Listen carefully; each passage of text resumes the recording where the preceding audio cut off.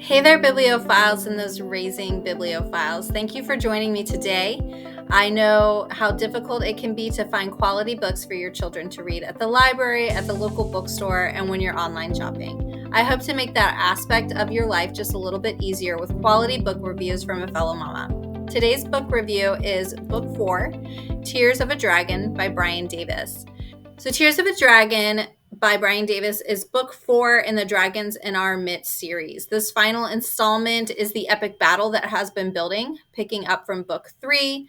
Billy has released the Watchers. His father's spirit is in peril. Morgan seems to have everything set for world domination. And so leaving off at book 3, we essentially stopped with hell breaking loose on the earth, and now Billy and his friends must do what they can to save everyone that they love. As this particular book opens, Billy and Walter are in his father's cave, the one that was in West Virginia, when a Watcher traps them inside. And a Watcher is one of the demons from hell, like a demon angel that follows Morgan. And so a torrential downpour has been going on for a while. So we have lots of rain, lots of water. The Watcher essentially seals them inside the cave, and it is filling up with water. And Billy has to get himself and Walter from the cave. Walter essentially almost dies in this instance. So there's a lot of, trepidation and anxiety going on there. Meanwhile, so Billy and Walter are in the cave. So we kind of move to another scene where Professor Bonnie and the knights that are with them are at a local airport outside of, I think, Baltimore, if I remember correctly. I apologize. And they are to meet up with Walter's sister, Shelley, and Billy's mother, Marilyn. Unfortunately, things take a bit of a tragic turn when Shelley is essentially kidnapped, and Marilyn and their friends are attacked while they are in mid-flight on their way to West Virginia by Watchers. These events set up the remaining conflict of the story. Morgan is in need of a new host body, and she tricks Shelley essentially into allowing her to use her body. Ashley must give herself over to Morgan's plan to retrieve Devon from the Candlestone. So his body and his spirit as the dragon was stuck in the Candlestone, and so that needs to be taken out, and that kind of goes back to book 2. And if Ashley refuses to help, then Mrs. Foley and Pebbles are going to be killed. While the others are deciding what to do, Ashley decides to steal the airplane and fly to meet Morgan herself.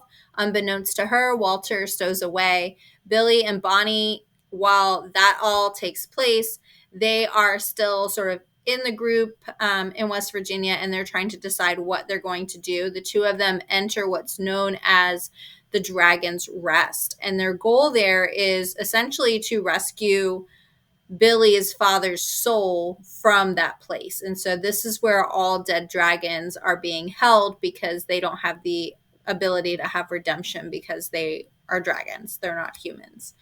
And so it's in there that their desire is trying to release and save them. So Ashley has gone, and Walter, and then all the others lead to kind of go and help them. Meanwhile, Billy and Bonnie are in the Dragon's Rest, and lives throughout this whole thing, the goal is transformation. So some of them are going to be literally transformed, and some of them are figuratively transformed.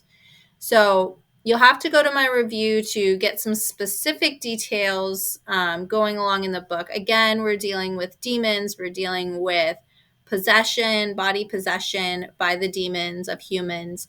So all of that's in there. Definitely you want to check it out if that's an element of concern for you. If you haven't seen the other videos, this is where the books are recommended and listed as ages 12 to 18. I would recommend 16 to 18, just given the dark spiritual nature of book 3 and 4. One of the cool things in this particular book that I did like is Davis does a wonderful job of presenting sort of that male influence and the male desire to protect his family and the ones that he loves. And so in this particular book, you'll see something called the King's Cap. And so it starts with Billy doing it over his mother and some of the other females that were present at the time. Not all of them got it, but like Karen and Shiloh and those types of characters that were present at the time that he was doing this.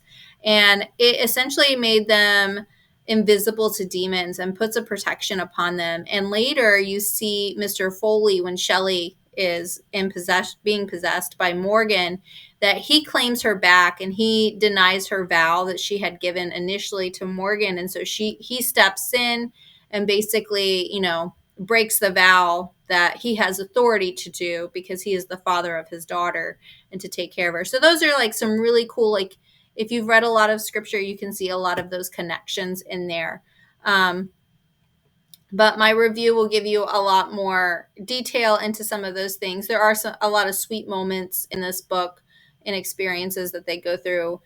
Overall, I really did enjoy the series. I thought the themes and the clear parallels to scripture and the tie-ins were wonderful. You see the characters trying to handle their trials and tribulations in a biblical manner through prayer, through wise counsel, but also at the end of the day, you're not just waiting, you have to act. And so stepping out in faith and acting on and being noble and trusting the outcome to God. So you, as a parent, like, those are good themes that you want your children thinking on and dwelling on, how to use scripture to give them courage in their battles and in those moments. But again, balance that with some of the spiritual darkness and knowing your child and how sensitive they may or may not be to some of those natures. Book series, definitely one for older teens and young adults. And feel free to leave me your thoughts if you've read the book. Leave a note in the comments, and I would be happy to hear what your thoughts are about the book. Also, if you have recommendations, I've been getting some recommendations from people or desires that they would like for me to do reviews. So I've been very heavy lately on the dragons and on like King Arthur style. So if you've been following along, we had another series. It's slipping my mind at the moment. That was an older series that I had done. And then I'm going to be doing another dragon series, but it's a much shorter one. And then hopefully from there, I'll take a little break from so much King Arthur and dragons. So if that's not your thing, that's okay. Leave me a note or a comment about something that a book that you've heard of that you would like a review of. And if I have one, maybe I can send it your way, or I can add it to my to read pile.